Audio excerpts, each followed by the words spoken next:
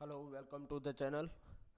आज हम एक आरएसआई इंडिकेटर पे बात करेंगे जो आपको मैक्सिमम प्रॉफिट देगा और मिनिमम स्टॉप लॉस देगा।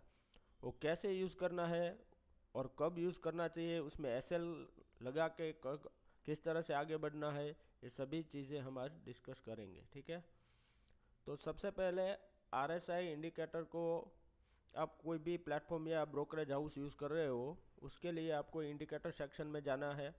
वहाँ जाने के बाद यहाँ लिखना है RSI। आपको ये नज़र आ जाएगा, रिलेटिव स्ट्रेंथ इंडेक्स। ठीक है, जैसे ही यहाँ पे आप क्लिक करोगे, नीचे ऐसा एक पूरा इंडिकेटर दिखाई देगा। यहाँ जाने के बाद आपको सिंपली यहाँ सेटिंग में जाना है।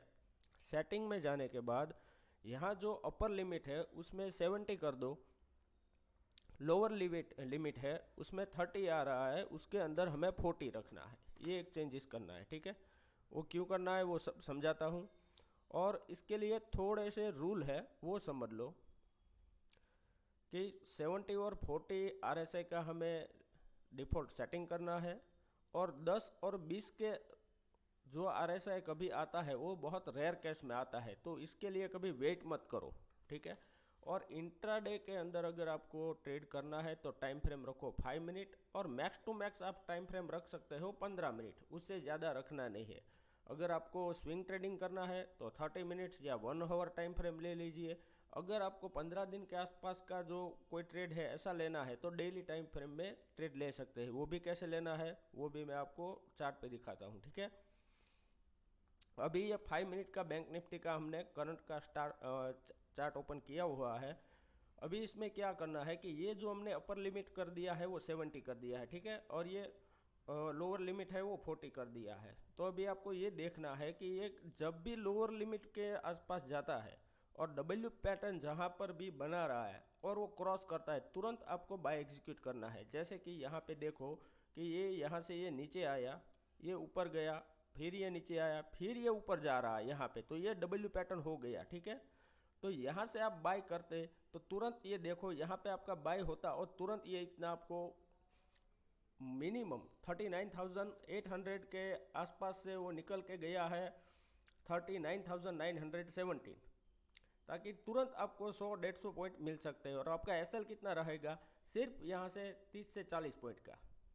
ठीक है, और इसमें एसएल भी हिट हो गए, लेकिन एसएल जितने भी हिट हो गए वो 20 से 30 पॉइंट के हिट हो गए, और जितने भी प्रॉफिट हो गए वो आपको तकरीबन 100-200 के आसपास हो गए मिनिमम। ठीक है, अभी दूसरा उसका टेस्ट करते हैं कि यहाँ पे एक बार आया है लेकिन ये हम छोड़ देते हैं। लेकिन हो सकता है अगर आप ये देखो कि यहाँ से ये नीचे गया, ऊपर गया, फिर नीचे गया और ये डब्ल्यू पैटर्न बनाया है, तो यहाँ पे भी आप एंट्री बाय कर सकते हैं। लेकिन यहाँ पे आपको ओवरनाइट लेके जाना पड़ता और दूसरे दिन तुरंत चला गया ऊपर। और यहाँ पे आगे बैक टेस्ट करके देखते हैं। जैसे ही ये यहाँ से डब्ल्यू पैटर्न बना के ये नीचे आया, फिर ये ऊपर गया है, और यहाँ से जैसे ही क्रॉस करते आप बाई किया होता तो यहाँ से यहाँ तक का आपको प्रॉफिट मिल सकता है। ठीक है, एग्जैक्ट डब्ल्यू पैटर्न हमें देखना है, ऐसा कि यहाँ से देखिए आप, यहाँ से ये एग्जैक्टली ये नीचे आया, ऊपर गया, नीचे आया, फिर यहाँ से आपको बाय होता तो यहाँ पे बाय होता, यहाँ हमारा एसएल हिट हो जाता। अगर यहाँ एसएल हिट हो जाता तो कोई दिक्कत नहीं है। ऐसे छोटे एसएल देने देने में कभी भी पोजीशन को होल्ड ऑन मत करो। जैसे ही एसएल हिट होता है आप निकल जाओ, क्योंकि जब भी एसएल हिट होगा वो आपको 20 से 30 पॉइंट का ही एसएल हिट होगा। ठीक है, अब और आगे जाते हैं, ये बाय की बात हुई, अब हम पुट के साइड कैसे आ सकते हैं, पहले हम ये कॉल साइड का देख लेते हैं। ठीक है, यहाँ पे देखिए ये यहाँ से ऐसे नीचे आया, ऊपर गया, नीचे आया, फिर ये यहाँ से आप यहाँ पे बाय कर सकते थे। इसी कैंडल में आपका बाय एग्जीक्यूट हो जाता और आपको यहाँ से भी 150-200 पॉइंट आराम से मिल जाते हैं। ठीक है, अभी जब भी अपर लिमिट के अंदर हो मार्केट, आरएसआई 70 के आसपास हो, वहाँ पे आपको एम पैटर्न ढूंढना है इंडिकेटर के अंदर। ठीक है, तो वहीं से आपको छोटे से छोटे एसएल के अंदर बड़े से बड़ा टारगेट मिल सकता है। अभी और एक हम देखते हैं कि जहाँ पे 70 के आसपास मार्केट का आरएसआई चल रहा हो। यहाँ देखिए यहाँ से ये नीचे आया, ऊपर गया और एम पैटर्न बनाया, यहाँ से आप नीचे देखिए ये इतने तक हिट हुआ, तो यहाँ से यहाँ तक का आपका टारगेट हो सकता है, लेकिन वो छोटा है। तो अब भी और आप जितना भी बैक टेस्ट करोगे आपको पता चलेगा। यहाँ पे देखिए ये बेस्ट ट्रेड होगा।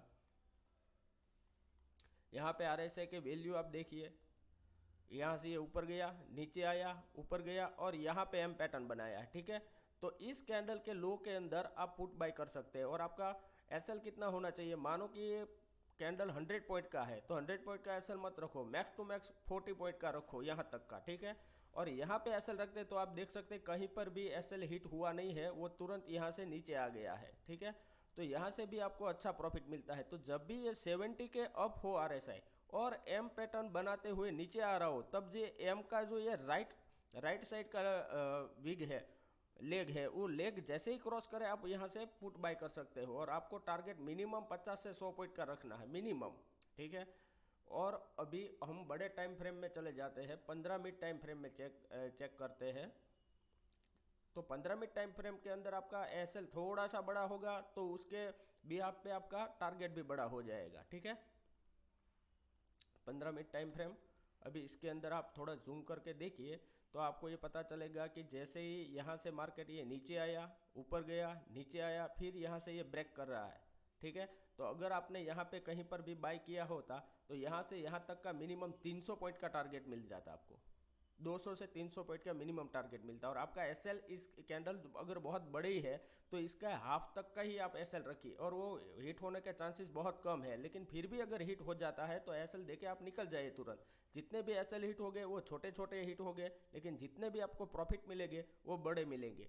और बैक टेस्ट करते हैं, यहाँ पे आ जाइए आप, यहाँ पे देखिए मार्केट ऊपर गया, ये नीचे गया, ये डब्ल्यू पैटर्न बनाया, लेकिन फिर से यहाँ से नीचे आ गया और यहाँ से आपको ट्रेड मिलता है। तो यहाँ से इस कैंडल में आपका बाय होता तो यहाँ से भी आपको 150-200 पॉइंट आराम से इजीली मिल जाते, ठीक है। अगर मान लो कि यहाँ आपने डब्ल्यू पैटर्न पे यहाँ पे एग्जीक्यूट कर लिया है ट्रेड और नीचे आ गया, कोई बात नहीं, इतना ही एसएल लगेगा आपको इस कैंडल के लेंथ का ही। फिर से आपको यहाँ पे एंट्री मिलती है, डब्ल्यू पैटर्न बना के ये क्रॉस कर रहा है, यहाँ पे बाय कर सकते हैं और इतना टारगेट मिल जाता। तो आपको 2 ट्रेड में ही आपके 8-10 ट्रेड के जितने भी एसएल दिए हैं वो सब निकल जाएंगे। और यहाँ पे देखिए ये यहाँ से ऊपर गया, नीचे आया, ऊपर गया, फिर ये एम पैटर्न बना के निकला है। इसको थोड़ा सा और जूम कर देते हैं,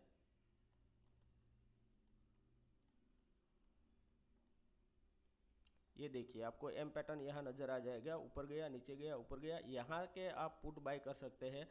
तो यहाँ अगर आपने पुट लिया होता एग्जैक्ट 41,636, तो वहाँ से कितने आया 41,455, तो 100-150 पॉइंट यहाँ से भी आपको आराम से मिल जाते हैं। और एसएल यहाँ इसके हाई पे आपको रखना था, ठीक है, या इसके हाई पे, तो भी वो मिनिमम एसएल और मैक्सिमम टारगेट रहता। तो इस तरह से बैक टेस्ट कीजिए किसी भी स्ट्रेटेजी को। यहाँ पे हम बाइंग का देख रहे हैं कि ये यहाँ से ऊपर गया, नीचे आया, ऊपर गया, फिर यहाँ नीचे गया और यहाँ से आपका ट्रेड एग्जीक्यूट होता और यहाँ से छोटा सा आपको प्रॉफिट होता, ठीक है। अगर आपको बड़े से बड़ा मान लो कि प्रॉफिट चाहिए तो आपको डेली टाइम फ्रेम में चले जाना है। डेली टाइम फ्रेम के अंदर आप स्विंग ट्रेड के लिए ले सकते हैं, वो थोड़ा टाइम फ्रेम बड़ा हो जाएगा, ठीक है।